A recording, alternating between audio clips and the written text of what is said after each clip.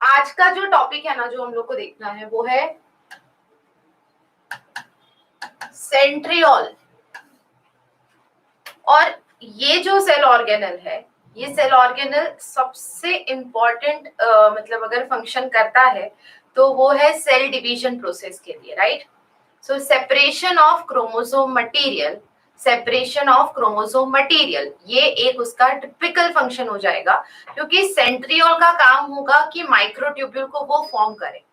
अब ये सारी चीजें अगर मैं जो भी बोली हूँ वो समझ में नहीं आई है तुम लोग को, तो फिर उसके लिए हम लोग यहाँ पे थोड़ा सा बेसिक कॉन्सेप्ट है सेल डिवीजन का, वो मैं पहले आपको बताती हूँ और उसके बाद मैं आपको सेंट्रियोल बताती हूँ, राइट।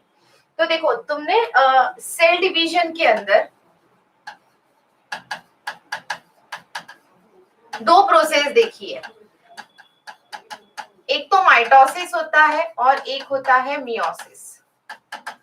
ये जो सेल डिवीजन का प्रोसेस है वो हम लोग 9-10 से समझते आ रहे हैं कि माइटोसिस प्रोसेस होगा, मियोसिस प्रोसेस होगा। When sex organs are form, meiosis process will take place, and in somatic cell mitosis will take place.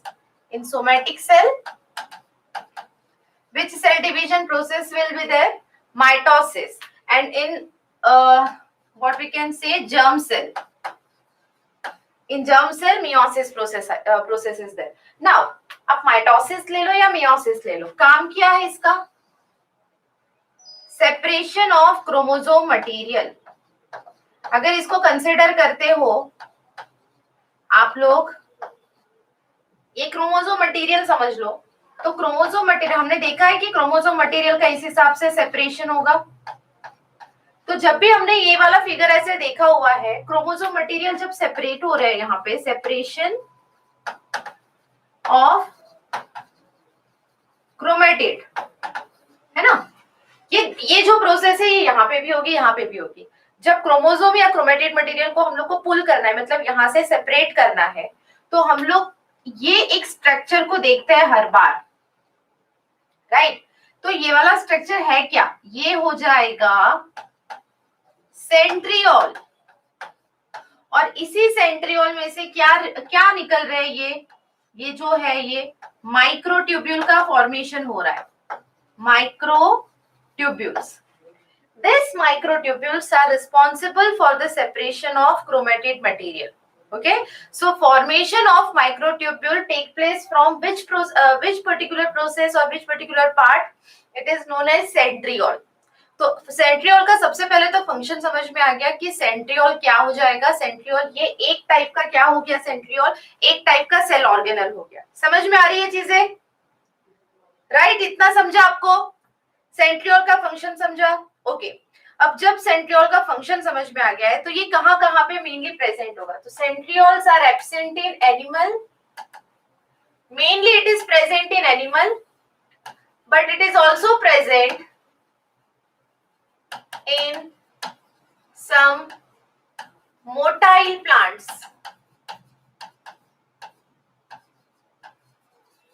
Motile plants, okay? तो ये सेंट्रियोल का क्या हो जाएगा कि अगर हम लोग को सेंट्रियोल को फाइंड आउट करना है कि कहाँ कहाँ पे प्रेजेंट होगा, तो मेनली ये एनिमल सेल के अंदर प्रेजेंट है, देन ये प्लांट सेल के अंदर प्रेजेंट होगा, मोटाइल प्लांट के अंदर प्रेजेंट होगा, जैसे अलगी होता है, जूस्पोर का अलगी होता है, जूस्पोर्स ऑफ अलगी, ये सुने हो आप लोग? Zoospores of algae, they are motile. Now अगर आपको पता नहीं है मोटाइल का मतलब क्या होता है, मतलब वो मूवमेंट कर सकता है, एक जगह से दूसरी जगह पे जा सकता है, ओके। तो मेनली हमें पहले तो सेंट्रियोल क्या है? Centriole is one cell organelle. हम लोग सेल ऑर्गेनल का टॉपिक देख रहे हैं ना, चैप्टर कौन सा है? सेल के अंदर के जितने भी डिफरेंट सेल ऑर्गेनल है वो देख रहे हैं, और उसमें से हमारा जो अभी का टॉपिक चल रहा है वो है सेंट्रियोल। सेंट्रियोल ये कैसा हो जाएगा? Single membrane bound cell organelle, double membrane bound नहीं है, single membrane bound cell organelle है। दूसरी चीज, ये किसके लिए रिस्पॉन्सिबल होगा? सेल डिवीजन के लिए।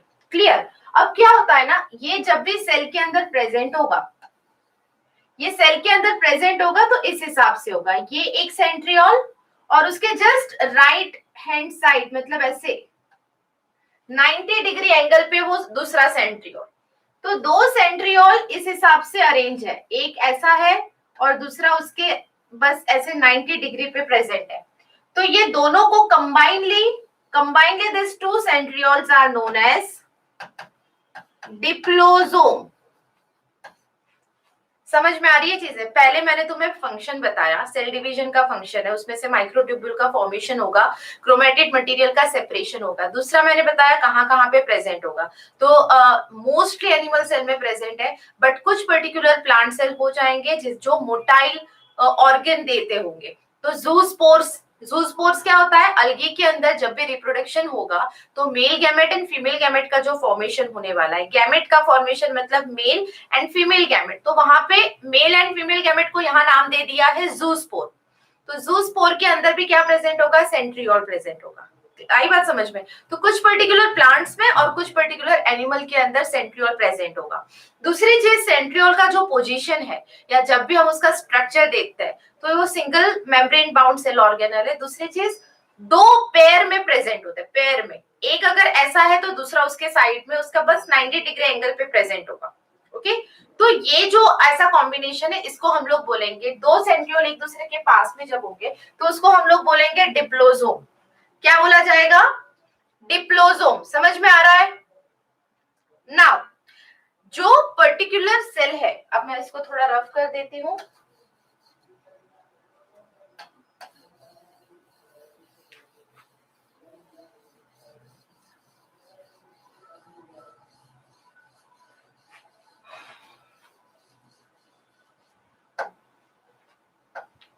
ओके, तो सेंट्रियोल कैसे प्रेजेंट था? पेयर में प्रेजेंट था, पेयर के अंदर प्रेजेंट था, जिसको तुमने नाम दिया है डिप्लोसोम। अब ये जो सेंट्रियोल होगा या डिप्लोसोम हम लोग बात करते हैं, ये क्या सेल के अंदर कहीं पे भी ऐसे प्रेजेंट होगा क्या? कोई भी सेल ऑर्गेनल के साथ कंबाइन होगा क्या?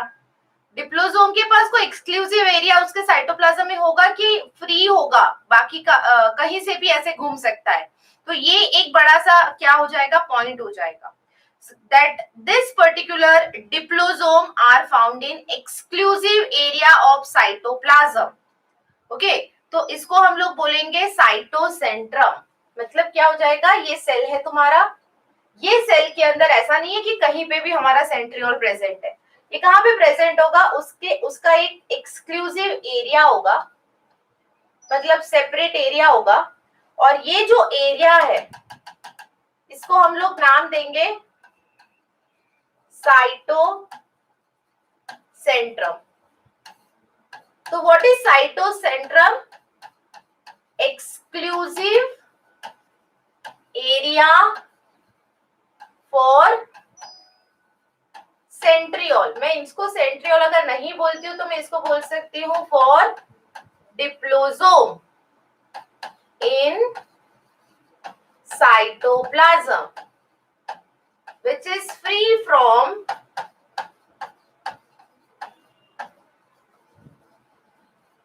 other cell organel। बाकी के सेल ऑर्गेनल से उसका कोई लेना देना नहीं है, वो बाकी के सेल ऑर्गेनल से फ्री हो जाएगा। और ये जो साइटोसेंट्रम और डिप्लोसोम आप लोग देख रहे हो, साइटोसेंट्रम उसका पोजीशन है जहां पे सेंट्रियोल प्रेजेंट होगा। साइटोसेंट्रम ये पोजीशन, एक्सक्लूसिव एरिया है साइटोप्लाज्म के अंदर जहां पे डिप्लोसोम प्रेजेंट होगा। तो जब भी डिप्लोसोम एंड साइटोसेंट्रम को कलेक्टिवली कुछ नाम देना है तो हम बोलेंगे सेंट्रोसोम। ओके, सो डिप्लोसोम प्लस साइटोसेंट्रम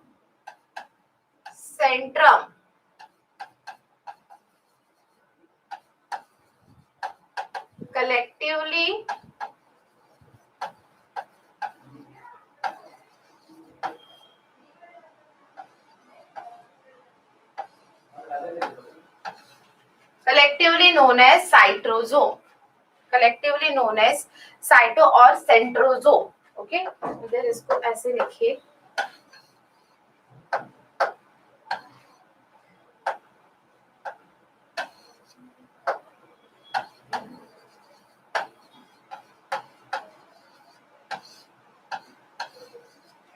ठीक है, तो पहले तो हमने पोजीशन को समझना है।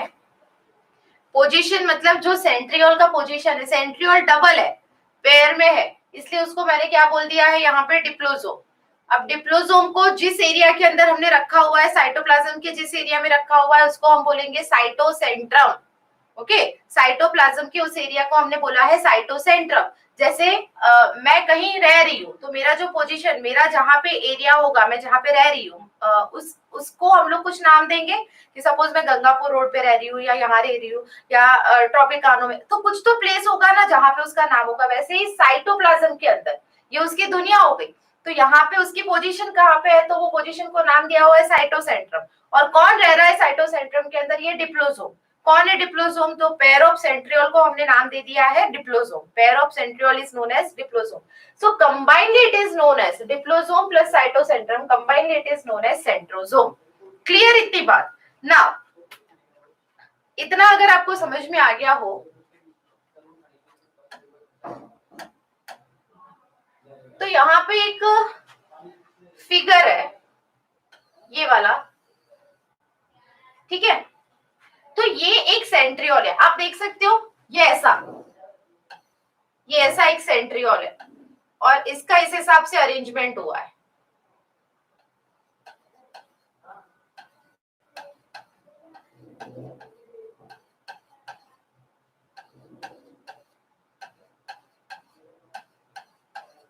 पर यहां से जो निकल रहे हैं ऐसे ऐसे ऐसे ऐसे, ये सारे क्या हो जाएंगे उसके, ये माइक्रोट्यूब्यूल हो जाएंगे।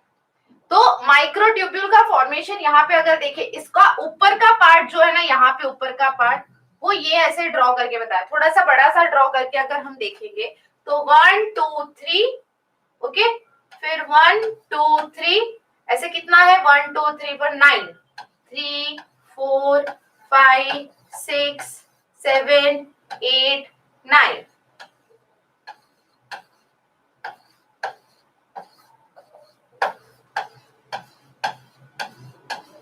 समझो इस चीज को। और ये हो जाएगा स्पाइक, जिसके साथ ये ऐसे अटैच्ड हो जाएगा।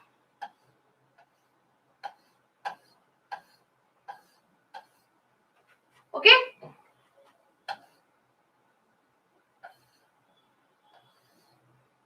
ये हम लोग दिवाली में ऐसे एक रंगोली निकालते हैं ना, वैसा ही है ये। तो देखो यहाँ पे ये जितने भी फाइबर्स आप लोग को दिख रहे हैं, ये ऐसा गोल हो गया,